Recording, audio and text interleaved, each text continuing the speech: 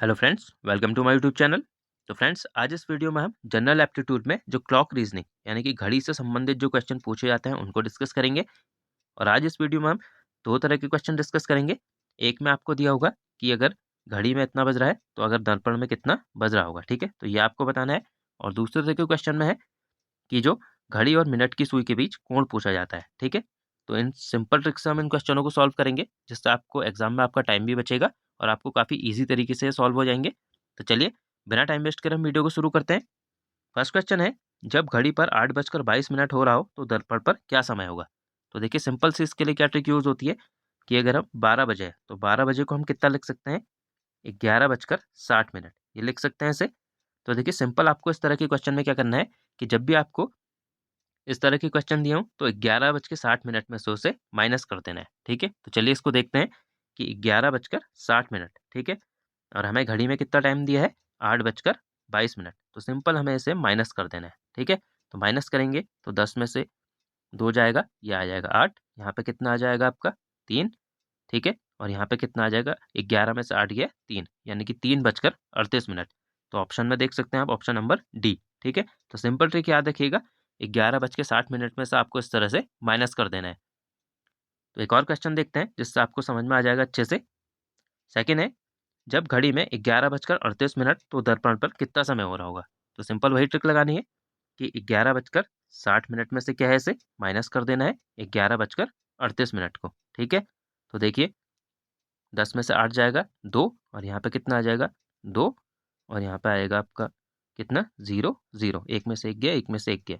तो देखिए कितना हो जाएगा, 0.00। तो देखिए 0 0 आपने घड़ी में देखा होगा कब बजता है, जब हम कहते हैं घड़ी में 12 बज गया है, ठीक है। तो यानी कि यहाँ पे कितना आ जाएगा, 12:22। तो ऑप्शन देख सकते हैं, ऑप्शन नंबर सी, ठीक है। तो इस तरह के क्वेश्चन में यही ट्रिक याद रखिएगा, ये काफ़ी ईजी ट्रिक है। अब एक और क्वेश्चन में देखते हैं कि इस तरह के क्वेश्चन में क्या करना है। देखिए, अगर घड़ी में किसी समय 12:55 है तो दर्पण पर कितना समय होगा। तो देखिए, अब इस क्वेश्चन में क्या करना है, अभी तक हम क्या कर रहे थे, 11:60 से माइनस कर दे रहे थे, ठीक है। लेकिन यहाँ पे क्या है, देखिए हमें जो है 11:60 से या 1160 से अधिक समय है, 12:55 दे दिया है। तो इस तरह के क्वेश्चन में हम क्या करते हैं, देखिए कि 24 घंटे को सिंपली हम क्या लिख सकते हैं, 23:60। अभी हमने देखा था कि हम 12 बजे को क्या लिख सकते थे, 11:60। वैसे ही 24 घंटे को क्या लिख सकते हैं, 23:60।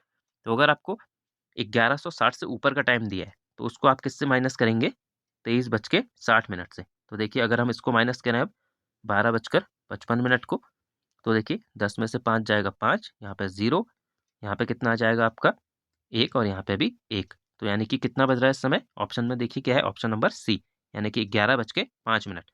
तो दोनों ट्रिकों को याद रखिएगा, जब भी आपको 1160 से ऊपर का समय दिया हो तो कितना, 23:60 से उसे माइनस कर देना है। तो याद रखिएगा इस ट्रिक को। अब नेक्स्ट क्वेश्चन देखते हैं हम कि जो कोण पूछे जाते हैं, तो कोणों के लिए क्या है, देखिए क्वेश्चन, 3:35 में घड़ी की दो सुइयों के बीच कितना कोण होगा, ठीक है। तो देखिए, क्वेश्चन में क्या है, इसके लिए एक सिंपल फॉर्मूला आपको याद रखना है, थीटा बराबर यानी कि कोण बराबर 11/2 इंटू मिनट माइनस 30 इंटू हावर, यानी कि जितने आपको घंटे दिए हैं। तो सिंपल मैं आपको इसमें रख के दिखाता हूँ। तो देखिए, थीटा बराबर क्या हो जाएगा, यहाँ से थीटा बराबर 11/2 इंटू मिनट में कितना दिया है आपको, 35 माइनस 30 इंटू हावर, यानी कि 3 घंटे दिए हैं तो 3, ठीक है। अब आप इसे पूरा सॉल्व कर लीजिएगा। तो सॉल्व करने के बाद जो आंसर आएगा वो क्या होगा, दोनों घड़ियों के बीच का कोण होगा, यानी कि दोनों सुइयों के बीच। तो इसका आंसर क्या आ रहा है, देखिए ऑप्शन नंबर सी, यानी कि 102.5 डिग्री इस समय इनके बीच कोण होगा। और फ्रेंड्स, एक क्वेश्चन आपके लिए मैंने रखा है, आप इसको सॉल्व करने की कोशिश कीजिएगा, ट्राई जरूर कीजिएगा इसको, कि घड़ी में क्या है, 2:20 में घड़ी की दोनों सुइयों के बीच कितना कोण होगा, ठीक है। तो वही आपको फॉर्मूले में रखना है इसे, थीटा बराबर 11/2 इंटू मिनट माइनस 30 इंटू जितने आपको घंटे दिए हैं, ठीक है। तो यहाँ पे रख लीजिएगा जितने भी घंटे दिए हैं। तो इस तरह से आप सॉल्व करने की कोशिश कीजिएगा।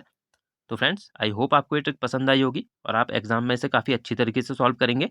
तो चलिए, मिलते हैं हम नेक्स्ट वीडियो में। Thank you friends.